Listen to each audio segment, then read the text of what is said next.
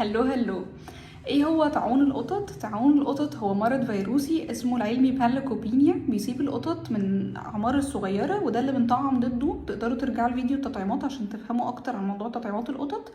طيب لو حصل ان القط اتطعم او ما اتطعمش واصاب بالفيروس ده، ايه اللي بيجيله نزله معويه حاده او اعراض نزله معويه حاده زي الاسهال والترجيع الشديد، وده ممكن يوصل القط الجفاف. طيب ايه اللي بيحصل؟ ان القطط الصغيره يوجولي بتحتاج رعايه شديده جدا عشان نصلح الجفاف ده. فيفضل لو شفتوا اعراض زي دي لاي قط صغير مش متطعم او قط صغير لسه في بدايه تطعيماته الاولانيه، لازم نروح للدكتور على طول عشان يتم تشخيصه بشكل سريع وعلاجه، علشان بيبقى فيه خطر على القطط الصغيره منه، عشان كده اتسمى باسم طاعون القطط. دي معلومه النهارده، ورمضان كريم.